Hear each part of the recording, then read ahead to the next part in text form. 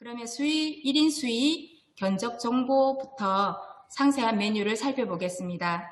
1인 수의 견적 정보의 주요 특징은 바로 쇼핑몰과 유사한 시스템입니다. 또 나중에 제가 부연 설명해 드리겠지만 물품의 카테고리별로 각종 기획전이 마련되어 있어서 물품 조사 시 편의성이 높고요. 또 개인 이용자, 즉 품위자 입장에서 품목 검색을 해서 이를 품위 시 활용하고 또 계약 부서에서는 이를 또 공고 시에도 활용할 수 있다는 점이 큰 장점인 것 같습니다. 그럼 견적 정보에서 물품 검색하는 방법을 살펴보겠습니다. S2B 첫 화면에 들어가시면 이렇게 검색창이 나옵니다. 검색창에 찾고자 하는 품명을 입력을 해서 돋보기로 찾아봅니다. 그리고 그 검색에서 나온 결과 내에서 또 세부적으로 더 자세하게 검색해보고 싶다 하시면 검색 결과 내에서 재검색을 통해서 듀오백이라고 재검색해 보겠습니다. 듀오백으로 물품이 검색이 되었는데요. 보시는 것처럼 아마 화면이 흐려서 잘 안 보이실 겁니다. 그런데 지금 첫 번째, 두 번째 물품은 동일한 모델의 제품입니다. 그럼에도 불구하고 업체별로 제시한 금액이 다릅니다. 똑같은 물품인데 어떤 업체는 184,000원, 어떤 업체는 190,000원. 이는 조달 등록된 제품의 가격 결정과는 조금 다릅니다. 그래서 이 제시 금액은 업체에서 받고 싶은 희망 가격을 제시한 겁니다. 조달청과는 조금 다르죠. 그런데 제가 제시 금액이 S2B의 제시 금액은 업체의 희망 가격이라고 말씀을 드렸는데 그러므로 학교장터에 등록된 제품으로 1인 수의 견적 정보를 이용해서 구매하시고자 할 때는 그 규격, 납품 조건 등을 온라인 쇼핑몰과 비교해서 수의시담 등을 통해서 가장 경제적인 가격으로 결정하시는 것이 좋습니다. 물품명을 클릭을 해서 들어가시면 물품 정보에 대한 상세 페이지로 이동이 되는데 이렇게 공급업체의 정보도 확인을 할 수 있고요. 또 이렇게 업체에서 받은 인증 정보라든지 이런 것들이 다 확인이 됩니다. 이렇게 다 확인한 다음에 이 물건이 내가 구매해도 괜찮을 것 같다라고 하시면 이때 견적 접수, 즉 우리가 흔히 알고 있는 장바구니 담기 기능으로 이해하시면 되고요. 이렇게 견적 접수 버튼을 클릭하시면 장바구니에 담는 게 됩니다. 견적서를 클릭하시면 물품이 견적서 접수 목록이 우리가 알고 있는 장바구니라고 생각하시면 됩니다. 이렇게 장바구니에 담겨 있는 것을 확인하실 수 있습니다. 그리고 이 중에서 내가 원하는 상품을 또 클릭을 해서 견적서 접수 목록에서 이렇게 계약 상대자 결정을 누르게 되면 주문으로 들어가는 겁니다. 계약 상대자 결정을 누르는 것이 바로 주문이라고 말씀을 드렸고요. 이 계약 상대자 결정을 누르면 주문이 완료가 됩니다. 이 화면은 공급업체의 화면인데 수요기간에서 계약 상대자 결정, 즉 주문 버튼을 클릭을 하면 해당 업체 페이지에 계약 상대자 결정 목록으로 주문 정보가 넘어오게 되고요. 그 주문 정보를 업체에서 확인하고 배송을 준비하게 됩니다. 그리고 업체에서 승낙사항 또는 전자계약 체결 여부를 확인하게 되면 수요기간에서는 계약 목록으로 해당 주문건이 넘어옵니다. 다음 단계로 업체에서 물품의 배송이라든지 세금계산서 발행 방법 등을 확인해서 배송 및 검수 요청 버튼을 클릭을 하게 됩니다. 업체에서 배송 정보를 입력하게 되면 수요기간 페이지에는 검수 목록으로 해당 건이 다시 이동을 하게 되는데요. 검수 목록에서 해당 건을 클릭을 하면 검수 상세 정보가 나옵니다. 그래서 검수 방법을 전수검사, 샘플검사, 검사, 수령 및 기능검사, 판는 검사 중에서 대부분은 전수검사를 클릭을 하시게 되는데 검수 방법을 선택을 하고 검수 결과를 합격, 불합격을 입력을 해서 검수 저장을 하시면 검수가 진행이 되는 겁니다. 그래서 검수 저장 버튼을 누르시면 결제 목록으로 이동하게 되고, 결제 목록으로 이동하게 되면 여기서 서식 출력 버튼을 누를 수 있고요. 계약 관련된 모든 서식 확인 및 출력이 가능합니다. 그 다음에 결제하기 버튼을 누르시면 결제 목록에서 그 내용들을 확인하신 다음에 결제 방법을 선택을 하시면 되는데, 결제 방법은 계좌입금 또는 신용카드 결제 방법 중에서 결제하기 버튼을 선택하신 다음에 결제하기 버튼을 누르시면 됩니다. 이때 신용카드를 선택하시게 되면 신용카드 결제 모듈 창이 열리고 이후 과정을 진행하시면 되겠습니다. 보통 지출 담당자분들이 지출 증빙서류 챙기실 때 견적서는 잘 챙기시는데요. 납품서라든지 거래명세에서는 간혹 빼놓는 경우들이 있더라고요. 그런데 견적서는 계약 금액에 따라 생략 가능도 한 건들도 있지만 거래 완료에 대한 증빙자료인 거래명세표라든지 납품서는 반드시 챙기시기 바랍니다. 왜냐하면 지연배상금의 근거가 되기 때문이고요.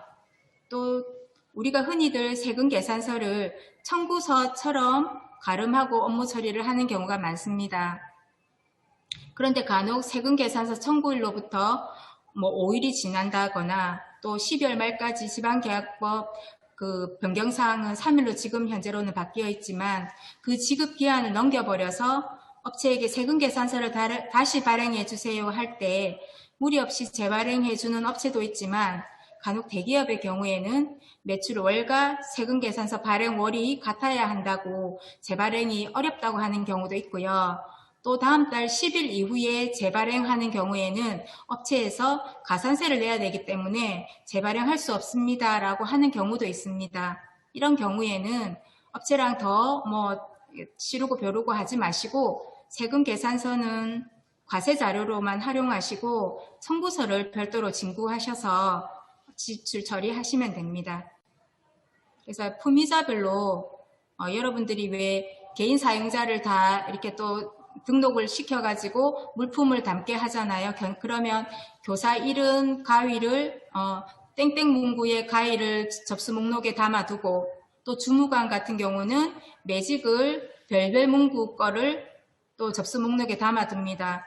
그러면 이렇게 품위자별로 각각 필요한 품목을 각각 견적서 접수 목록, 즉 장바구니에 담아둔 것을 품목별로 바로바로 각각 주문을 해도 되지만 이렇게 개별 건건히 주문을 하게 되면 업체도 각각 달라지고 당연히 납품도 개별적으로 납품이 됩니다. 따라서 또 신용카드 결제가 아니라면 업체 계좌별로 별도로 결제를 해야 하는 번거로움도 있습니다. 또 학교 장터를 이용하는 수수료도 각각 발생합니다. 업체가 각각 개별 건이기 때문에. 따라서 계약 담당자의 업무가 가중이 된다고 할 수 있는데요.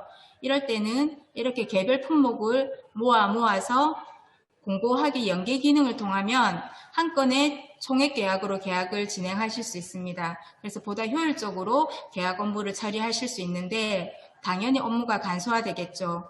그래서 원인행위 건도 한 건으로 또 지출도 한 건으로 또 비교 견적을 통해서 예산 절감 효과도 극대화할 수 있습니다.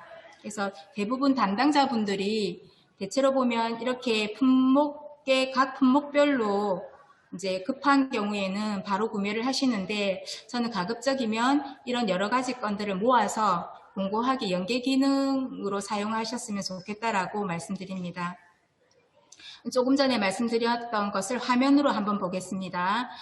듀오백 사무용 의자도 모델이 다른 거, 규격 사양이 다른 거. 왜냐하면 또 담당자용 혹은 회의용 혹은 또 교장 선생님 사무용 이러면 각각 품목이 규격이 달라지는 것들을 많이 담아둡니다. 이렇게 여러 종류의 제품에 대해서 또 공급업체도 제각각인 경우가 많습니다. 아까 말씀드린 것처럼 이런 것들을 다 모아서 하단에 있는 계약 상대자 결정을 누르지 마시고 공고하기 버튼을 누르시면 공고하기 연계로 업무를 처리할 수 있습니다. 그래서 공고하기 연계 기능의 경우에도 1인 견적서 제출 가능으로도 하실 수 있고 또 2인 이상 견적서 제출 수의계약으로 진행하실 수도 있습니다. 이렇게 공고하기 연계 기능을 활용하시도록 말씀드립니다. 그래서 이렇게 공고하기 연계 기능을 이용을 하시면 제가 아까 말씀드린 것처럼 또 물품 내역서도 자동으로 작성돼서 첨부가 되고 또 복수업체로부터 비교 견적을 통해서 예산 절감 효과도 극대화할 수 있고요. 또 계약서로도 한 건이라서 훨씬 간편하게 업무 처리를 할 수도 있고 또 중요한 이용 수수료권도 한 건으로 부과할 수 있다는 여러 가지 장점이 있습니다. 또 이렇게 물품 목록을 보시면 S2B 물품 코드라고 또 하나가 더 있습니다. S2B 물품 코드는 업체에서 학교에서 원하는 제품에 대해서 그 물품의 정보에 대해서 이미지라든지 단가 확인할 때 유용하게 사용할 수 있습니다.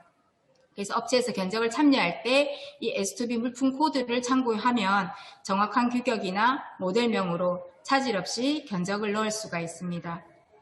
또 업체와 가격이나 AS 등 견적 내용에 대해 협상이 가능합니다. 이를 여러분들 잘 아시겠지만 수의시담이라고 합니다. 예를 들어 품위와 견적 요청 시에 물품 가격만 확인하고 담당자가 품위를 하고 견적을 요청을 했는데 나중에 확인해 보니 조건부 배송이라 배송비가 든다. 이런 경우에 행정실에서 업체의 배송비를 좀 포함해서 해달라고 수의시담을 요청해서 업체가 수락을 하면 별도로 배송비를 부담하지 않아도 된다라는 것이고요. 또 설치비가 필요한 경우에도 마찬가지입니다. 설치비를 사전에 고려하지 않았거나 이런 것 등, 그리고 또 기념품을 다량으로 구매할 때 학교 마크를 새긴다든지 어떤 문구를 새긴다고 할 때 그런 경우에도 우리가 물건을 좀 많이 사니까 학교 이런 마크라든지 새겨줄 수 있느냐라고 추가적인 사항을 요청해 볼 수 있다는 점에서 유용한 기능이라고 할 수 있습니다. 다만 이 수의시담 또한 업체와 합의가 되어야 되는 사항이고 수요기관에서 우월한 입장에서 공급업체에 다소 불리하거나 혹은 부당한 요구를 일방적으로 할 수는 없으니 업체가 수용 가능한 범위 내에서 요청하는 것이 바람직할 것 같습니다. 다음은 5월에 반영된 계약 이행 신뢰도 화면입니다. 공급업체 정보 조회 시에 이 계약 이행 신뢰도를 확인하실 수 있는데 계약 이행 신뢰도란 공급업체 측 사유로 계약 상대자 결정을 취소하거나 계약을 해지하거나 해제한 계약 건수를 공개한다라는 겁니다. 왜냐하면 견적 정보 이용할 때 공급업체의 계약 포기로 수요기관의 불편함을 줄이고자 이 시스템을 도입하게 되었습니다. 그래서 공급업체에서 계약을 충실하게 이행했는지에 대한 신뢰도를 표시하고 또 이 신뢰도 순으로 물품을 나열하게 물품 검색을 해서 할 수 있도록 편리하게 사용할 수 있도록 이 시스템이 개선이 되었습니다. 제가 학교 장터에 이 제시 금액에 대해서 문의를 해보니까 인하한 업체에서 인하하는 것은 실시간으로 가능하다고 합니다. 그리고 인상할 경우에는 5% 이내의 인상은 연 1회에 한해서 실시간으로 가능한데 업체에서 아예 물건을 그러니까 5% 이상으로 인상하고 싶을 때는 판매 중인 물품을 내렸다가 다시 등록할 수는 있습니다.